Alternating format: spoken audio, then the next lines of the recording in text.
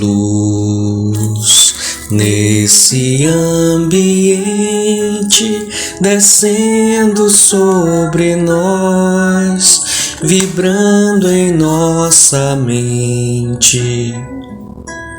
Quanta luz, quando assim em prece, como a alma cresce aos olhos de Jesus.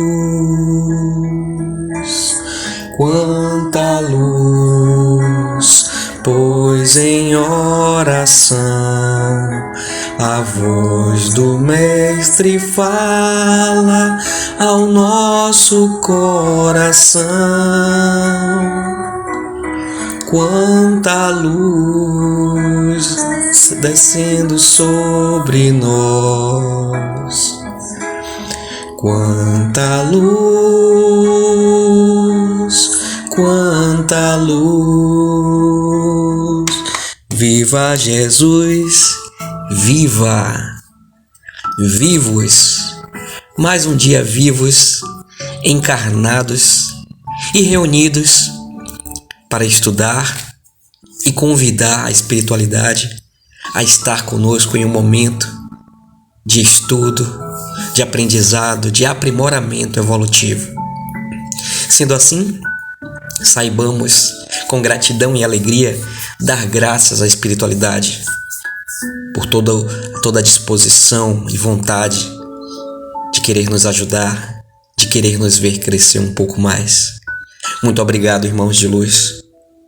Pedimos humildemente que possam fluidificar a água que deixamos separada, a fim de que ela possa ser fluidificada, transformando-se em um remédio para o nosso corpo, nosso perispírito, nossa mente, atuando em cada célula, cada chakra, cada átomo, a fim de que possamos estar ainda mais sintonizados e em harmonia com o bem, com o que é bom, com o que nos eleva.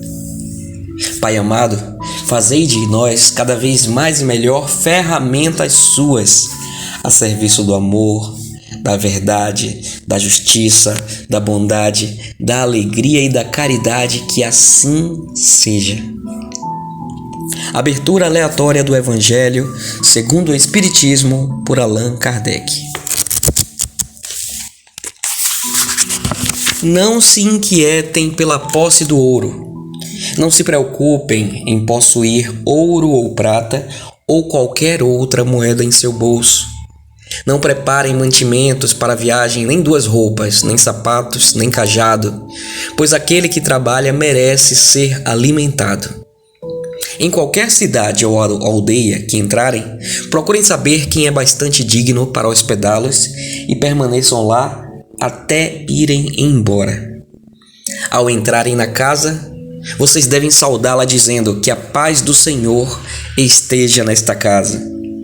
Se essa casa for digna, a paz que trouxeram cairá sobre ela. E se ela não for digna, a paz voltará para vocês. Quando alguém não quiser recebê-los e nem escutar suas palavras ao saírem dessa casa ou cidade, sacudam a poeira de seus pés. Em verdade, eu digo a vocês que no dia do julgamento, Sodoma e Gomorra serão tratadas com menos rigor do que essa cidade. Mateus, capítulo 10, versículos 9 a 15. Naquela época, as palavras que Jesus dirigiu aos apóstolos quando os enviou pela primeira vez para anunciar a Boa Nova, ou melhor, o Evangelho, nada tinham de estranho. Elas estavam de acordo com os costumes patriarcais do Oriente, onde o visitante era sempre recebido na tenda. Naquele tempo, os viajantes eram raros. Entre os povos modernos, o crescimento das viagens criou novos costumes. Atualmente, os costumes dos tempos antigos somente são encontrados em regiões muito afastadas, onde o grande movimento ainda não chegou. Se Jesus voltasse hoje, certamente não diria mais a seus apóstolos: viajem sem levar mantimentos. Ao lado de seu sentido próprio, as palavras de Jesus possuem um conteúdo moral muito mais profundo, pois ensinavam seus discípulos a confiarem na providência. Além disso, os discípulos, nada tendo, não poderiam provocar a cobiça naqueles que o recebessem. Era também um meio de distinguir os caridosos dos egoístas. E é por isso que Jesus lhes diz: procurem se informar sobre quem é digno para hospedá-los. Ou melhor, quem é bastante humano para hospedar um viajante que não tem com o que pagar, porque estes serão dignos de ouvir a palavra que vocês trazem, e é pela caridade que eles serão reconhecidos. Quanto aos que não quisessem receber e nem escutar os apóstolos, Jesus não recomendou que estes os amaldiçoassem, e nem usassem de força ou violência para convertê-los. Recomendou simplesmente que eles fossem a outros lugares e procurassem pessoas de boa vontade.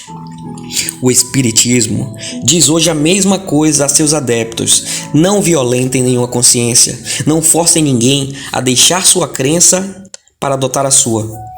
Não amaldiçoem os que não pensam como vocês. Acolham aqueles que vêm procurá-los e deixem em paz os que não concordam com as suas ideias. Lembrem-se das palavras de Cristo.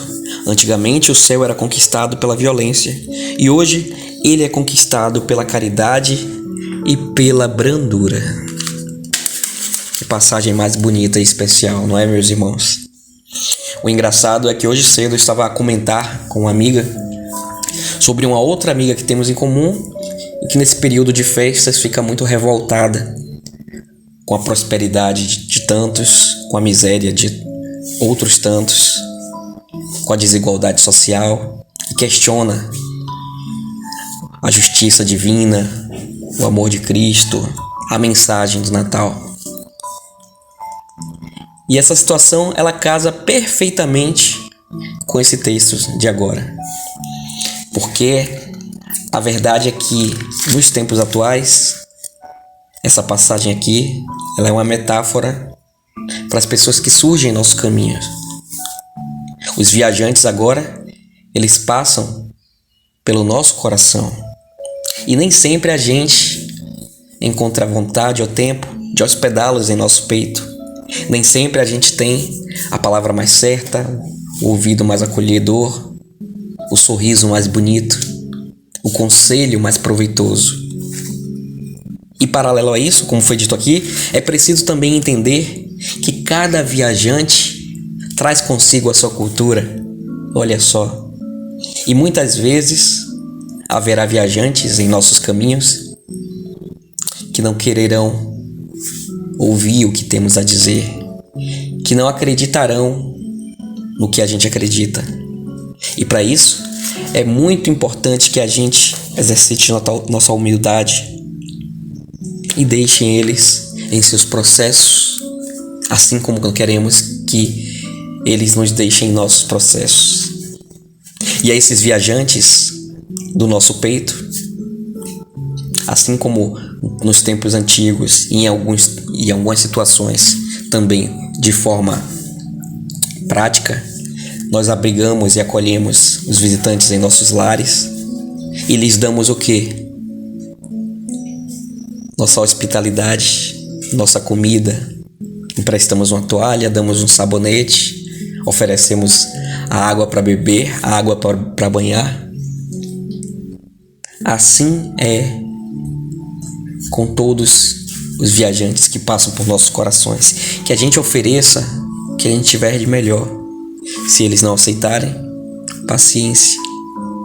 Mas nunca haverá de faltar, se formos verdadeiros cristãos,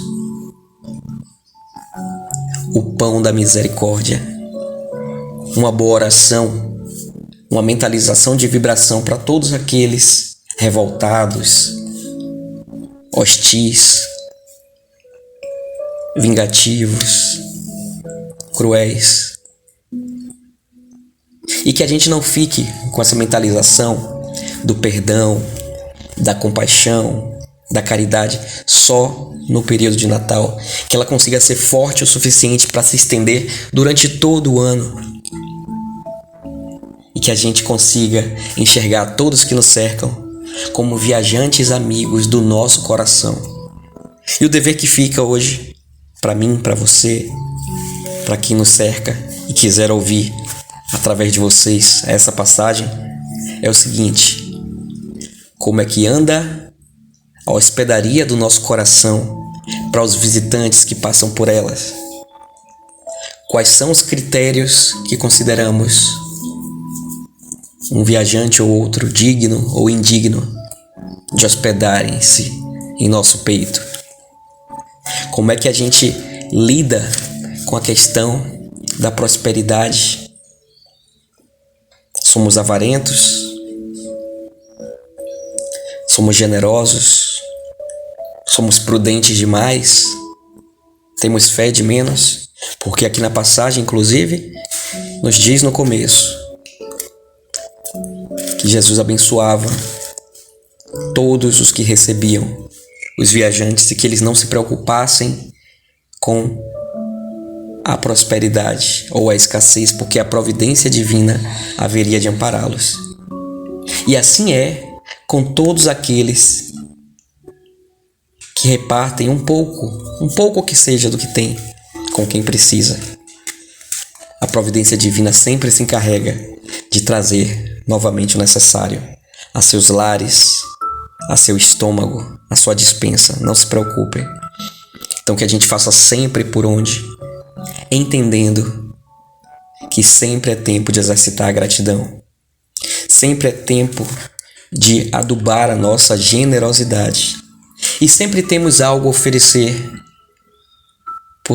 pelo mínimo que pareça. Sempre haverá uma peça de roupa em nosso guarda-roupa que pode ser dado a quem precisa. Sempre haverá um brinquedo que ainda está em bom estado e pode fazer sorrir uma outra criança. Sempre haverá um pedaço de pão, uma garrafa de água, uma marmita que a gente pode oferecer a quem está com fome. Há um trocado que está em nosso bolso e sabemos que não fará falta, mas poderá ser o almoço daquela pessoa que está ali agonizando de fome.